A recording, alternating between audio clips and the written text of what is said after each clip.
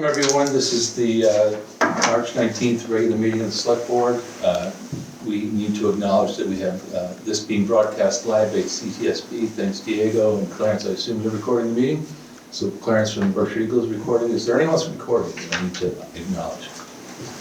Okay, without that, I have a couple of quick announcements.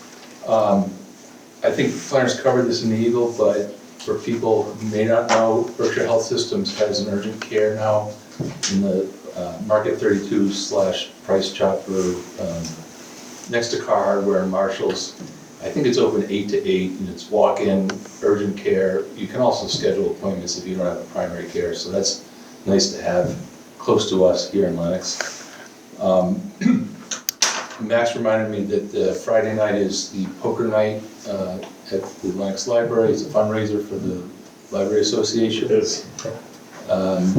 This week, spring training for team sports at the school started, I think on Monday. And finally, yesterday, Governor Healy was here downstairs, much as a result of Jay's work on a committee or group, whatever, advisory group.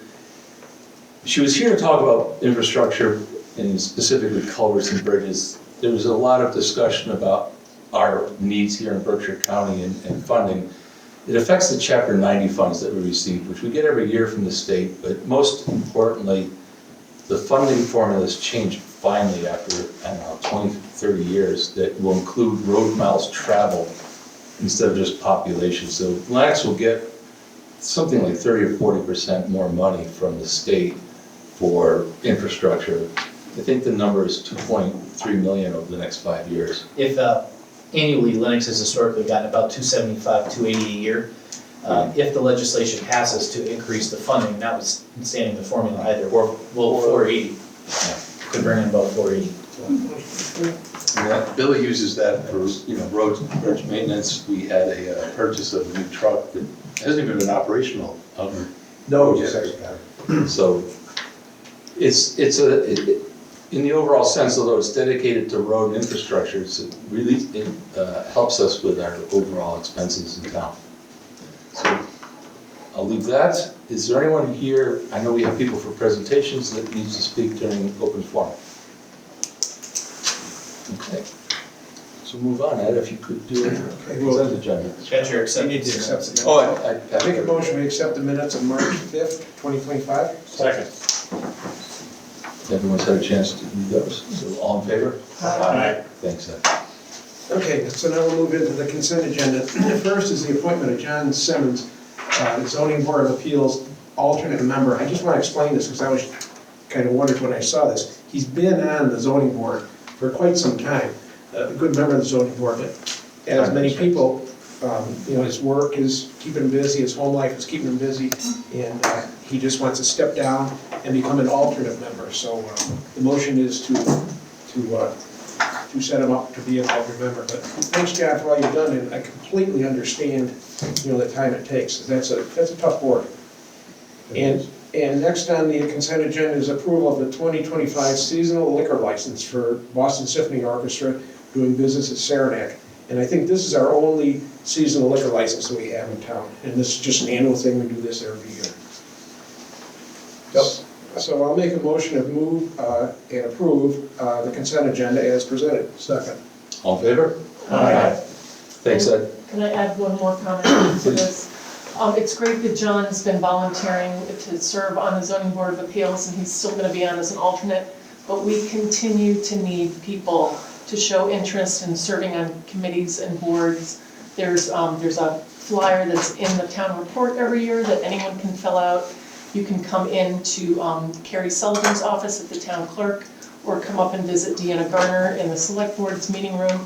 If you have any desire to serve the town of Lenox, we would love to have you fill out one of those forms and express your interest, and we will get you on this merry-go-round of civic engagement. We would love to have more people. Thank you. It's clickable on our website as well. Yes, thank you. Okay, thanks. So the first thing, Smitty, I know you're here for this. We have a request to allow the VFW to display veterans banners on utility poles here in town. Yep. Thank you very much. I know you got a busy agenda, big crowd here. We'll try to be very brief. But Lou Fortune and I have been working on this project for a few months, trying to figure out the logistics of it. I was approached by Matt Cater several months ago, and he thought the idea of displaying veterans banners on our streetlights in Lenox and Lenoxdale would be very appropriate for Memorial Day and possibly Veterans Day. So we started out trying to identify or get quality photos of our deceased veterans from Lenox who died in the wars. It was very difficult to find quality pictures, especially from World War II. So we decided to kind of blend them in with veterans of all the wars. And we've got a couple of samples that I want to hand out to you guys. I got one special one for Ed. That's the second one. Just to give you an idea of what we're thinking about. And we've attached the Gold Star symbol to a few of the deceased veterans. We've been working with the utility companies. Billy Gopp has been extremely supportive and helpful in this effort. Franny Sorrentino, Timmy Sheehan, Billy Corcoran, Dennis O'Brien have been extremely helpful gathering pictures for us of our veterans and people that I didn't even know served in the wars, but it's really important to do that. So what we're proposing is we wanted the banners to be bigger, but the electric companies are limiting them to 3 feet. So the proposed banners are 18 inches wide by 3 feet tall. And that's what they're going to look like. We have 2 different electric companies, as you know, in Lenox and Lenoxdale, so we can give them permission from them. Billy did some great homework for us. They require an insurance policy. I think, Jay, you're aware of that as well, that maybe it could be part of the town's umbrella policy that would satisfy them. And we were thinking initially of just the aluminum poles, the tall ones, in Lenox, and then the telephone poles in Lenoxdale. But with your permission, we are ready to pull the trigger. We've got 43 templates similar to what you've seen here tonight to be ordered. I'm sure there's other people out there. I'm sure we're going to forget somebody, but we've kind of cast a wide net very informally because we don't want to disappoint anybody. But Matt and Hannah Cater have generously said they will pay for the entire lot. And we're up to 43 banners right now. So if there's others that are out there, and you can give me a quality photo, we're on a tight deadline now to do it, but this is something that maybe we can do for Veterans Day in November or maybe next year. There's a lot of good support for veterans in the town of Lenox, and Lou and his team have done a fantastic job. So we've kind of run the full gamut from World War I right up to the Afghanistan War, and trying to move these young people, I'm so happy they're here today, to try to move that up a generation of understanding that this little town has really stepped up in a big way. In all my travels, I think Adams is the only town that I've ever seen in Berkshire County that displays banners for veterans. Lenox could be the next one, and I hope other towns who may be listening to this would catch fire. And I think these are people that really, some of them paid the supreme sacrifice, and I think it's a nice gesture on the town's part to promote it. The banners that we're talking about are 18 inches by 3 feet tall. I think if they're well taken care of, these banners could last probably 5 to 10 years.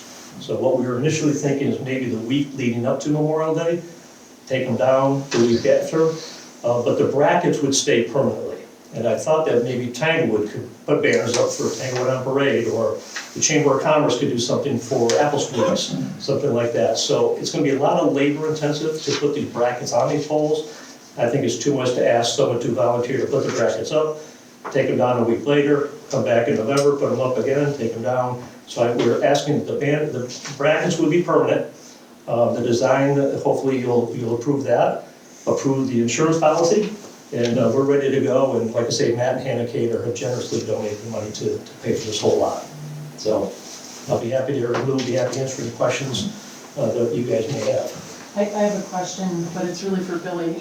We do have brackets on some of the poles that the chamber's already using, but are those smaller? Are they a No, those are on the Westinghouse poles? Okay, that's what I thought. Yeah, our initial thought was to stay away from the antique poles. Yeah. And just have them on the spun aluminum poles. Our original dream was to be banners 5 feet tall. Yeah. Now that sounds like a lot, but when you're driving down the road on a 30-foot pole, 4 foot would have been ideal. 3 feet's going to be kind of small. So we try to make the pictures big, limited the wording, but we wanted to identify the soldier, identify the war, and then the Gold Star symbol on top of that. It's going to send a real strong message to not only our local residents, but the tourists that this little town really did their part in American history. Yeah, Okay. go ahead, Lou. And as far as the electric company in Lenoxdale Eversource, I got a verbal okay on that because they couldn't find anything or nobody knew anything about it. So I got a verbal okay for the Eversource. So that should be all set. And the banner that gets attached to the pole, they're spring loaded. So when the wind blows, they're not gonna break. Okay, the other option was like slits, but Yeah. it wouldn't look good to have a slit across someone's forehead. No. So these brackets are spring loaded, they can swing back and forth, so. We did the springs and Adams and they were much. Yeah, yeah. So like I say, the brackets will be permanent with your blessing, and the banners, we're ready to pull the trigger and order them, get them up before Memorial Day. I think it's a phenomenal idea, and I thank you both and the caterers for helping out. I think perhaps one of the more important messages is that you're bringing this public so that anybody that we might not know of or have thought of, can come forward. And then, given our experience with the utility companies, we should definitely inventory what we have and where we put it. Because they come to us kind of sporadically with pole movement, pole requests, not the spun aluminums, but the ones in the Dale. Yeah. And the good thing about the Dale, a lot of those are brand new. When you guys did the Walker Yeah, Street, that's First right. Street, new poles were there, so I don't anticipate unless somebody hits it, of course. Is it gonna be near, the Dale Fire Company, for the past couple of years, they put flags on poles in Lenoxdale. Yeah, Are you gonna I coordinate with them? was talking to Ann LeBeer from Your Color Connection, she's the one that's she's done amazing work on these designs, and we were talking about the height. We don't want them too low where someone could just jump up and bang it, so we're thinking like 12, 14 feet at the bottom, but we don't want them too high either, so we could work around those flags. We're actually anticipating, we have 43 right now, and I think they're kind of evenly split between Lenoxdale soldiers and Lennox soldiers, which I think is great. So I think initially, I always thought the parade route, in Main Street Lennox and then the Lenoxdale route would be ideal, and down to Peanut Park. So I think almost like from Elm Street to St. Vincent de Paul, let's load up those poles, and from the church on the hill down to the town hall and maybe down Walker Street, and Lennox would be great too. But I was telling Lou on the way in, it would be great if we had more banners than we have poles. I mean, so these would be double-sided, but I think it'd be a nice thing to have and send a very powerful message. Well, I think you're working on all the logistics you'll work out, and I think it's a phenomenal idea. And I can't believe the Chamber of Commerce won't utilize this. I Yeah. mean, they do it now, and the brackets are the most expensive part, really. So I can't believe that, Don't talk to them. yes, Dave will talk to them. But, no, I thank Louis, and I know all the work he puts in the VFW, and you, Smitty, for being such a supporter, and Hannah and Matt. I mean, they're always there for us when you need things like this. These are not cheap, but their generosity is really, they're making it happen. It's great. Yeah. Okay, good stuff. We'll get you a vote. Pictures taken either, you or myself. Yeah, if I could just say one last thing, Mr. Chairman, if there's people who are listening or watching, or Clarence reporting, if they have photos, quality photos of their loved one or family member, they want to submit them to Lou or myself, just get them to us. We may not be able to make it for this year's order, but we would certainly be happy to have a stockpile for future orders, which I would anticipate doing again maybe next year. We're gonna forget somebody, it's inevitable. No good deed goes unpunished. Of course. But we'll put out a call to arms and say, hey, if you got photos, send them to us. We prefer headshots in uniform, if at all possible. But for example, my namesake, who was killed in World War II at the age of 19, the only picture I've ever seen of him is almost look like his prom picture, the high school graduation picture. So we can have headshots, individual, not group pictures. It's hard to pull a head out of a big group. Your Uncle Ed Baxter, that's a beautiful picture. I mean, you should show that one to Mary Beth. That's the kind of pictures that we're looking for that are really special, and that gold star will be symbolic of him giving his life. And I just learned from that last night on the Iwo Jima. I did not know that. Yeah. Yeah. All right, so I'll make a motion to approve the request by the VFW to put the signs on the telephone poles. Leslie seconded it. Do we need to also add that we will give Jay the authority to, you know, make everything work with insurance and whatnot?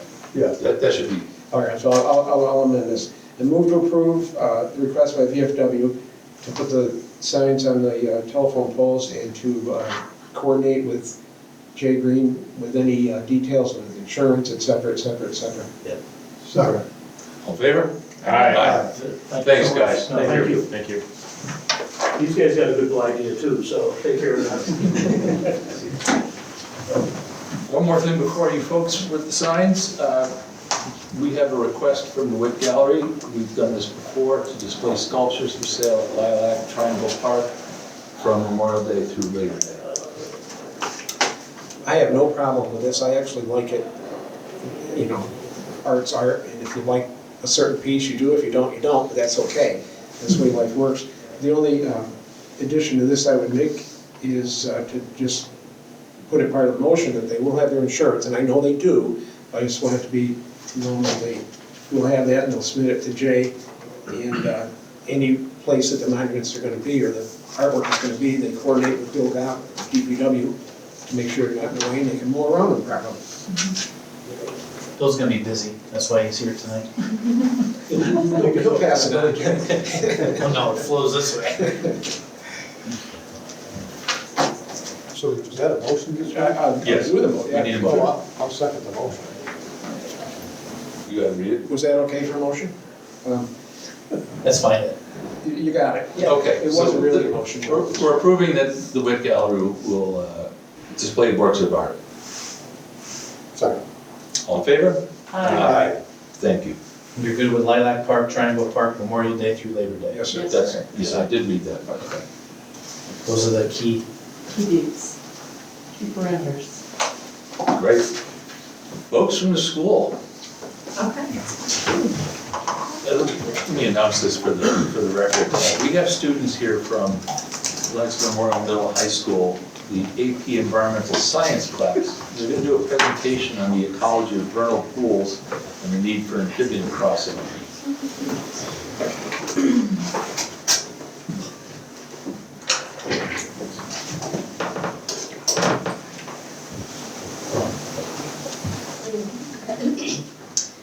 Hello, thank you for having us. I'm Sophia, I'm in 10th grade.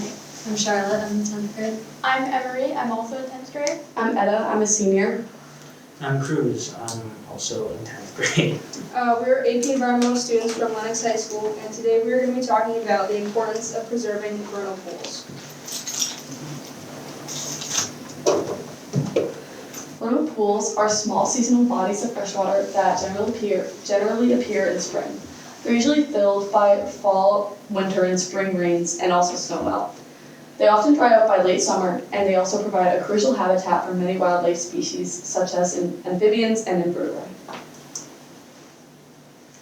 So there are many ways to recognize a vernal pool, but some key identifying aspects include no obvious entrance or exit point for water, the lack of fish, amphibians and their eggs, which are pretty easy to identify, as you can see, a shallow depth. Their deepest point will likely be about a foot.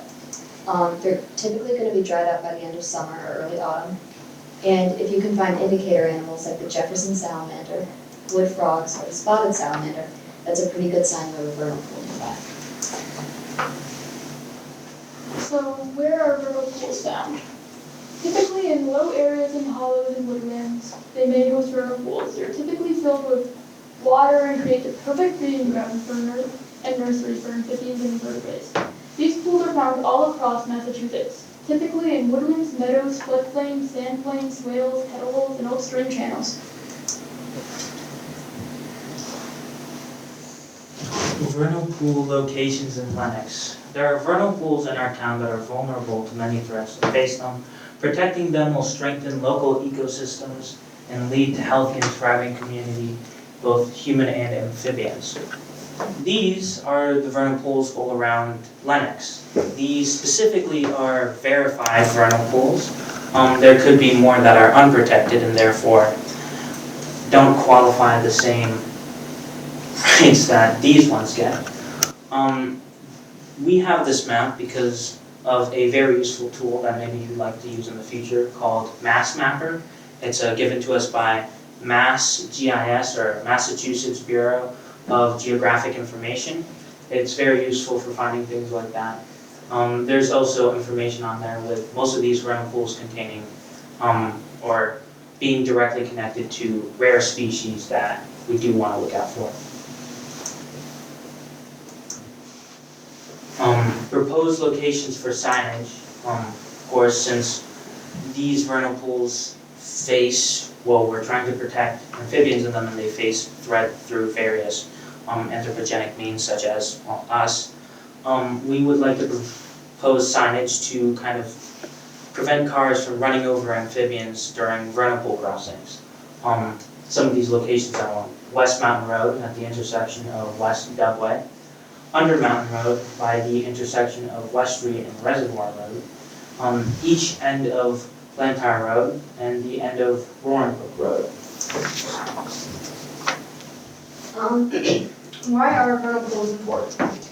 Well, for one thing, they're a crucial breeding ground for many species of amphibians and invertebrates. Amphibians will migrate to these pools to breed, and they will also provide habitat for the growing amphibians.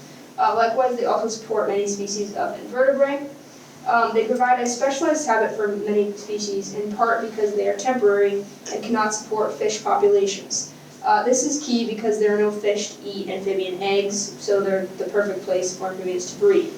They also support the ecosystem and biodiversity with their wide array of species.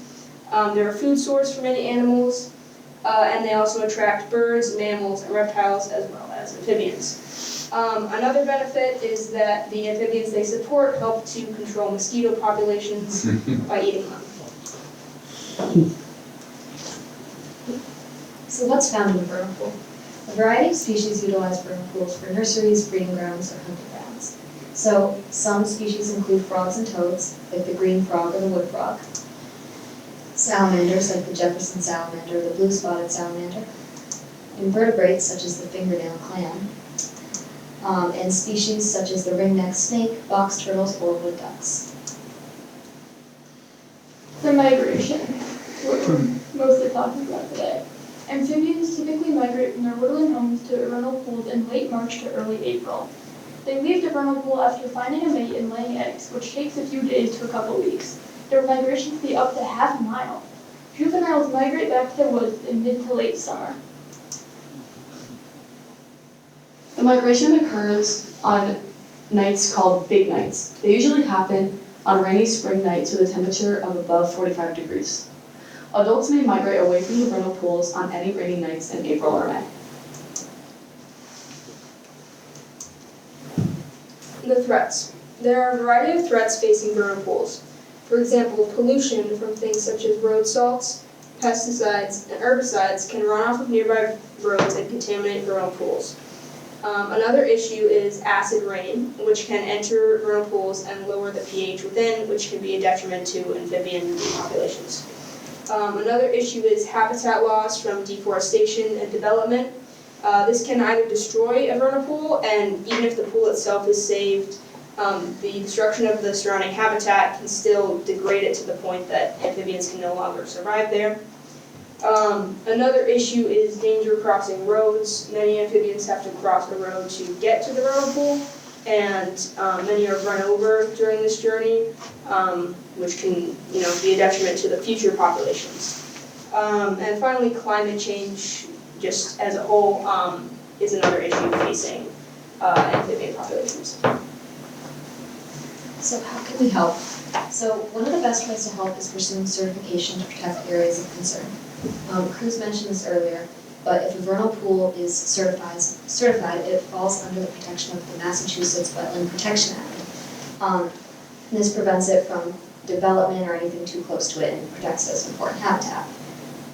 So a great way to pursue this is by reaching out to the Massachusetts Natural Heritage Foundation, and they can do work to help you pursue certification. So another way to help is assisting in the migration across roads. Concerned civilians can stand outside on those rainy nights and make sure that cars slow down and keep an eye on the amphibians. Another great way is road signs, which our class made a few of them. Putting them in environmentally sensitive areas can warn drivers that they need to stop or slow down and just be aware that they're in a space that they need to protect. And as with anything, public awareness is always important when helping. If people know how important these pools are and what they do for the environment, they're going to be more willing to protect them. And lastly, we'd like to thank Mr. Gopp for bringing this project into our schools, and Lydia Waters and Dale Abrams from Mass Audubon for teaching us about Mass Mapper and providing information to help with this presentation. And thank you. That's all we have.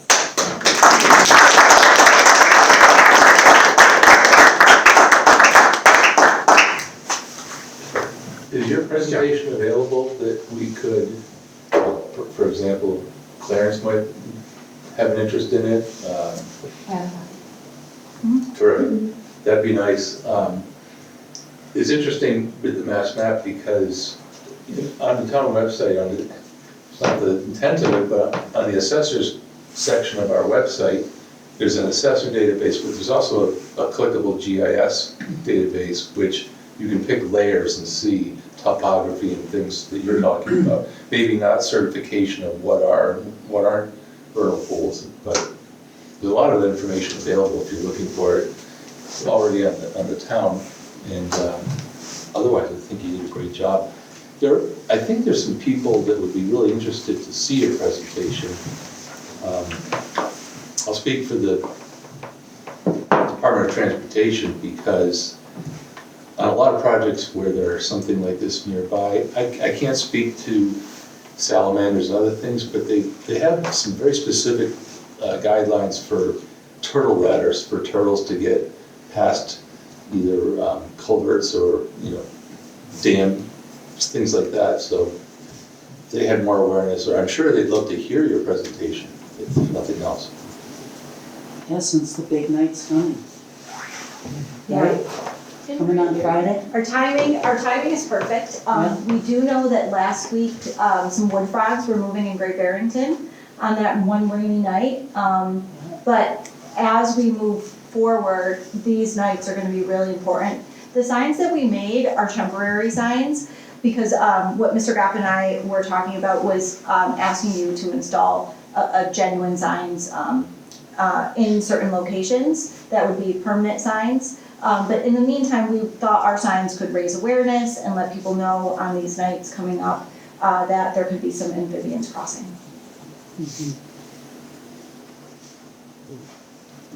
Yeah.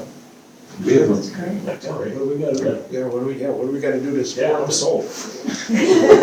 What do you want from us? We want that. Put your signs up. Yeah, permission to put signs up this year would be the temporary signs. And then what we'll do is, going forward, we'll get permanent signs for certain times of the year.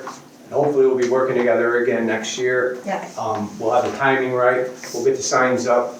Just awareness, there's certain roads like West Mountain Road, if you can avoid it, because it's just your cut through, maybe for the next week, go around and don't cut over West Mountain. Certain small things like that make a big difference. On those nights in which we've all been driving on a road and you got a million frogs jumping in front of you. If we didn't have to be on that road that night, or we could have taken a different route, it's just nice to know, and maybe we can avoid it next time. So, awareness is the main thing that everybody's looking. I'd urge people, if they're going to go out at night to aid in the protection, please wear something reflective so that you're seen. Yeah, we don't encourage people out without, proper knowledge. Let the fire department, police department know, somebody know, be out there with the proper reflective gear, flashlights, all the signage and everything.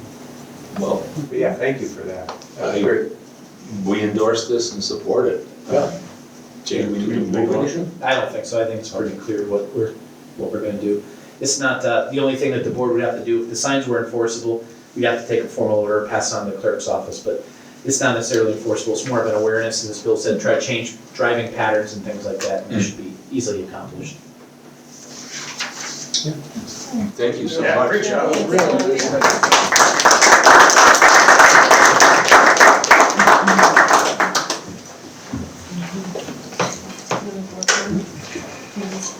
Yeah, let me just, for you students, I hope that this is a lovely segue into Mary Beth's plea for people to be involved in town. I recognize your high school students moving on to your next steps, but to be involved is really appreciated.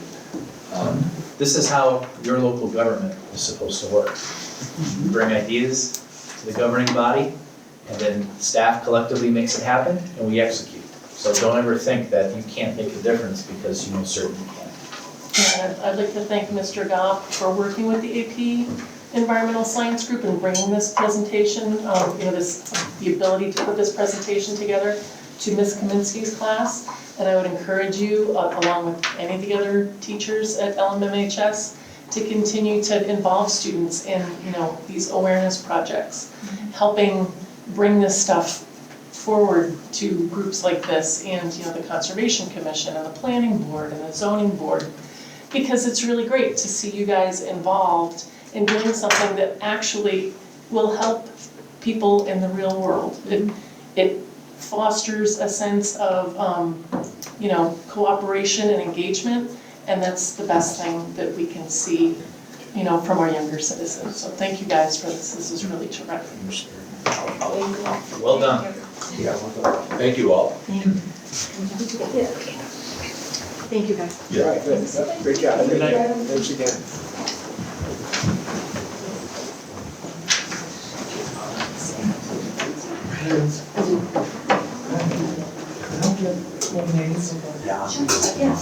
All right, well, we have a couple more, I think, so we'll proceed. Relative, comparatively. Yeah, town manager can't compete, so sorry. All right, next on our agenda, the next two things, but we'll go one at a time. We have an intermunicipal agreement for shared inspection and zoning enforcements. It is now with Great Barrington, Lee, Lenox, Stockbridge, and West Stockbridge. For the inspectors, yes. And then New Marlboro with the admin assistant. Okay, did you want to take them one at a time? What's that? Yeah, we can take them one at a time, or I can just turn it over to you and I can give everybody an overview. We'll need two separate votes, but the overview can be. Why don't you give us an overview? Sure. As, so some of our folks at home know, and as the board knows, Lenox is part of a 5-town consortium where we share a building commissioner and local inspectors along with an admin assistant. Thank you, Tim. An admin assistant. Most of the inspectors are based in Lee, but they float. This is an intermunicipal agreement with the relevant towns. I think we've been doing it for a year now, maybe 2 at most, but it's been successful so far. I still think the program is being dialed in, but essentially the towns have to all agree per intermunicipal agreement as to how the mechanics of the program is to work. There's been a few changes since it was rolled out. The changes are minimal, but because it's been changed, all the participating communities just have to agree to the changes. I'll articulate the changes. The financial contribution formula initially was to just take the previous full calendar year's permit applications for each community, and then that would be really what was driving the participating costs for each community. In consultation with the other town managers, the other participating town managers, we realized that in any one given year, a community could really have an off year where you have more building permits filed than others, and that town would be sharing more of a burden than what they really have on an average basis. So we decided to roll that so that the previous 3 years are now going to roll into that average, and that's what's going to be used in any given fiscal year to set the cost for the program. We added West Stockbridge, as the chairman said, to the IMA for building commissioner and local inspectors. West Stockbridge does not need the admin assistant, so the program's now been split, and that's okay. It makes it a little bit bureaucratically needed here, but in terms of practicality, it still works and lowers the cost for each participating town. But New Marlboro will come in to share that admin assistant rather than West Stockbridge. Those are really the big changes. They bring our costs down. We'll know a little bit more when we get into the budget aspect of it with the finance committee, but I want to say our annual cost for the combined is about $146,000 a year, which when you consider you're getting the building commissioner, I think we have 3 local inspectors that are spread out through the communities and an admin assistant, and that includes all of the operating costs for that department. So that's what we're discussing. And we'll just need two separate motions, one to approve for the inspectors and the other one to approve the admin system. Anybody have any? I just wanted to ask, I know that the building inspectors have been down in the town of Lee. Are they still in Lee? So they're primarily based in Lee. Carolyn, who's the admin assistant, her primary office is in Lee.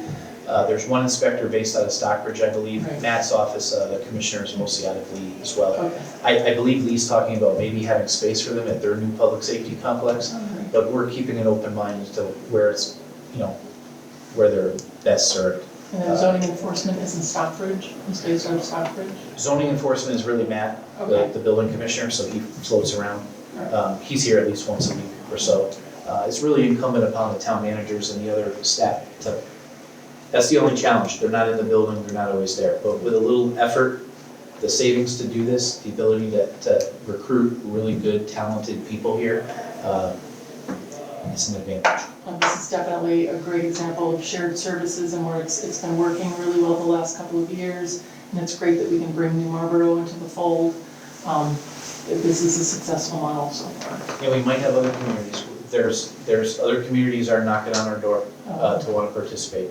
But we assess those, we make sure what the financial impacts are, as well as what the load is on the staff. That's the other concern. That's the key.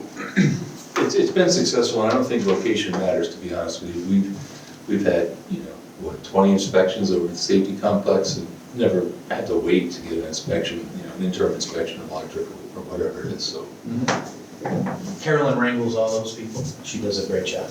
I think we all initially worried when we shared with Lee as the building inspector. It's nice to have your own building inspector in town hall, I get that. But with online permitting and, the fact that we couldn't find building inspectors. It's a tough business, you're trying to get somebody to work that can make a lot more money out in the field building houses or whatever. So it was tough, and this was a decision that was made. And as far as I know, it's working pretty well. I haven't heard any people come to me and say, well, this doesn't work. And so I think it's working fine, and just keep it going. Yeah, we'll keep improving it and working on any bugs as they come up. I think people think of inspectors as, because it's in the name, that they come out and do your inspection. The unseen part of their job is the enormous amount of studying of Mass Building Code that keeps changing, that they have to be up to speed on. And that's been a challenge. There are some Mass Building Codes that recently have changed that there aren't solutions to. So, Yeah, exactly. You have to go to the state sometimes to get any kind of clarification. But zoning is a huge part of this too. That's not ours.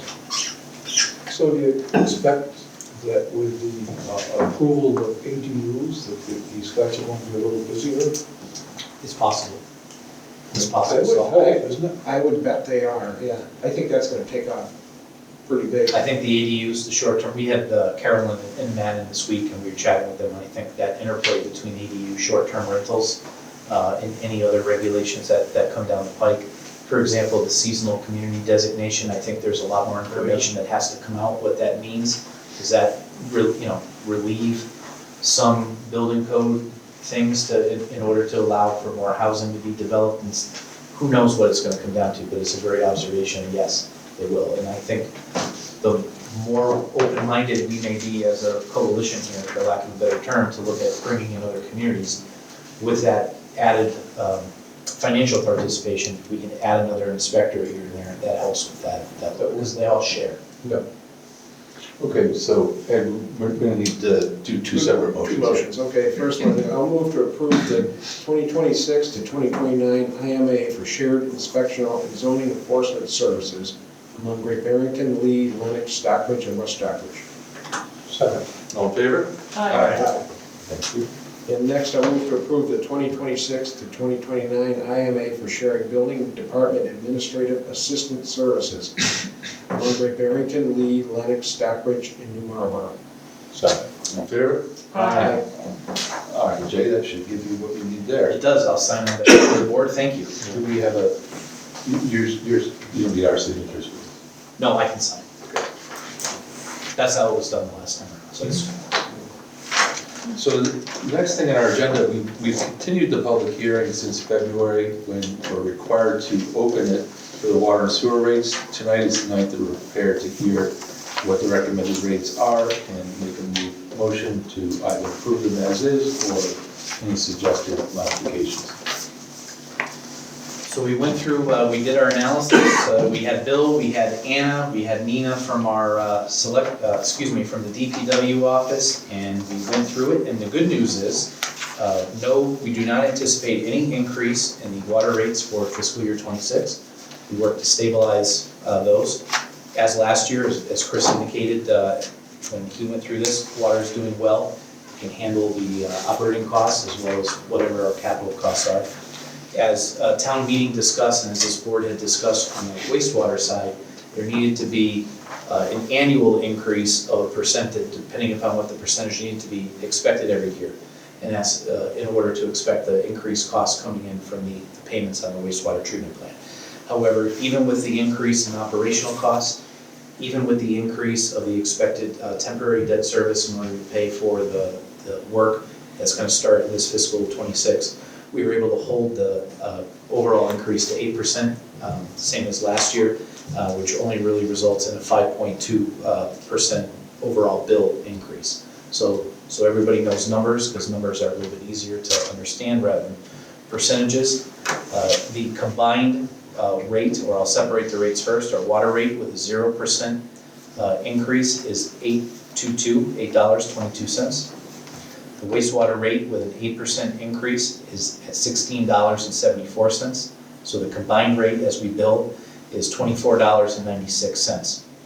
Assuming 25,000 gallons for an average residential domestic water bill here in Lenox, last year it was $5.93. Expect that to be at $6.24, of course, depending upon your usage. And then individually, so Clarence, for you, that's about a $31 increase over last year, 5.22%. So I can tell you, being the new person here, the department's doing their best to manage those costs. We didn't see much of an increase. The DPW wages are going up because of the new agreement. Those are baked into this as well. And then from there, we'll take it year by year. But we're recognizing as well that this is a challenging budget year. We want to do our best to make sure we have as much accurate facts and figures so that these reflect really what the costs are to operate these enterprises. Jay, what is the breakdown at the wastewater side of it for just increase this year and what is because of the new wastewater treatment plant? We lucked out in the sense that some debt was falling off on the water side. So that's one of the reasons why the water didn't have to go up, is because with the debt service falling off, which is about $500,000, that gave us room in there to be able to absorb normal increases, et cetera. Bill's got a capital project he's working on. None of that will amount to what already fell off. So that's why water is easily stabilized. To answer your question on the wastewater side, it's hard to predict exactly how much money we're going to need via a bond anticipation note in order to cover the expected costs of the wastewater treatment plant. But when you look at this fancy spreadsheet that could make your eyes easily glaze over, this is the expected cost requirements for the wastewater treatment plant. Anna and I and Bill looked at this carefully, and it's probably best to anticipate that we may have to, for cash, have $20 million on hand this year. In order to do that, we'll use the ban process. So Anna estimated what the cost is to have a ban, and that could be around about $111,000. So that's what's been added to the wastewater budget. Previously, there wasn't that much debt service before. So now we have the existing debt service that's now in place with this one, and that's what really brings up the increase, if that makes sense. We're waiting to go out to market and authorize bans, obviously. We have a ban in place for public safety. Right, we did the public safety one. Yep, and we have smaller ones in place for covered design, engineering, all those upfront costs that we had to take. Those were in place as well. So we'll go back out, cover this one, and we'll roll anything else that we can into make sure we get good rates.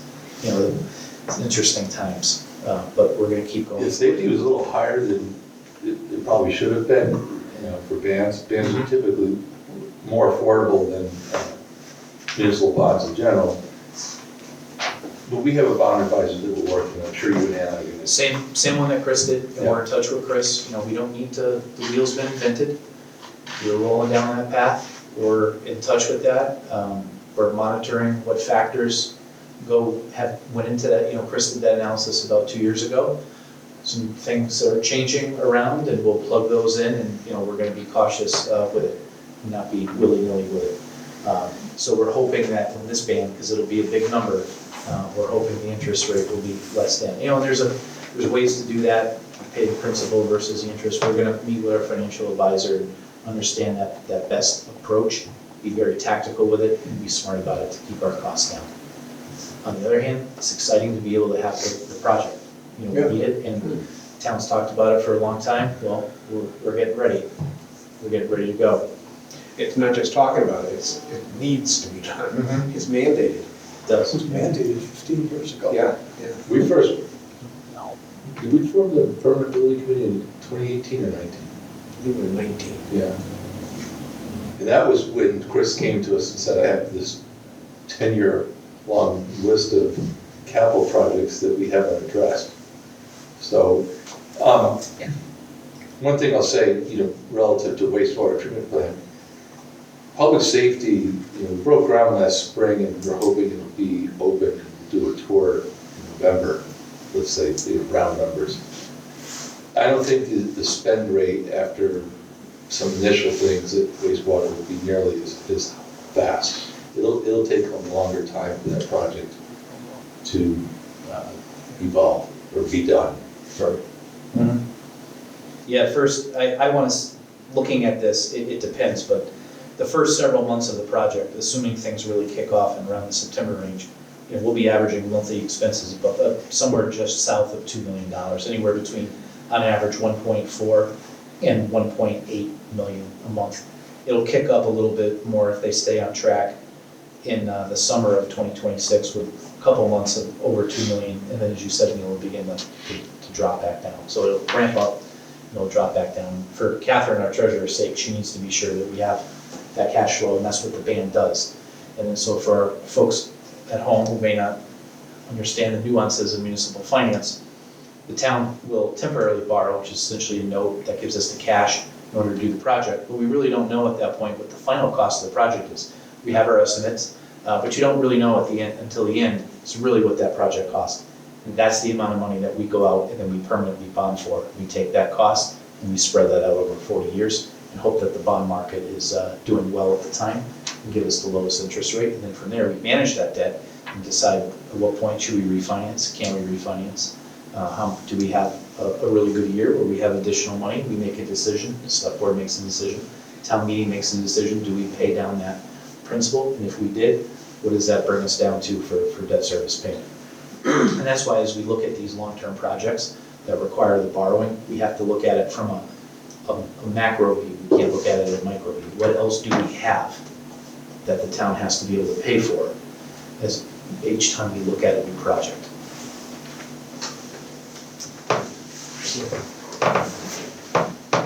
Does anybody want to deliberate on the rates, or do we want to accept the motion to approve the rates that Jason just suggested?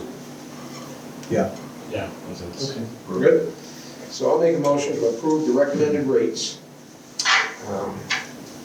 And continue, why does it say continue the public hearing? No, we could, that's an option, we could continue it, all right, scratch that out. Yeah, I'm just simply gonna make a motion to accept the recommended rates. Do we need to close the public hearing?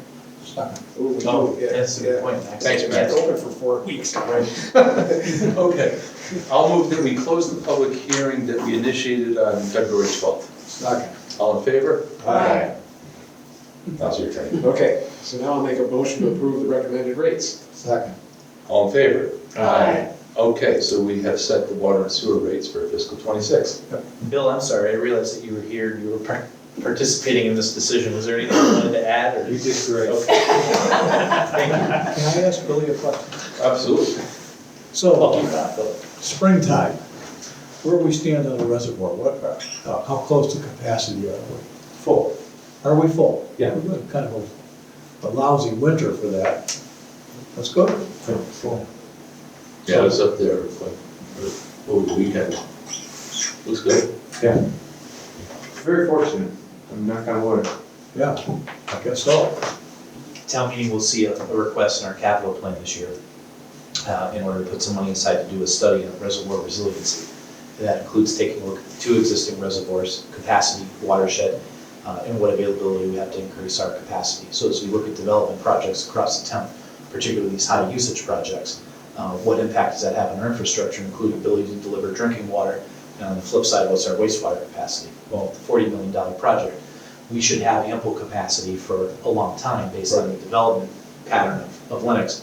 But Bill and I were talking about what's the value of investing in that right now. We have so many other competing projects, but we want to be sure that the reservoirs are in good shape, they're healthy, keep our water quality up there, We've but also. been talking about that.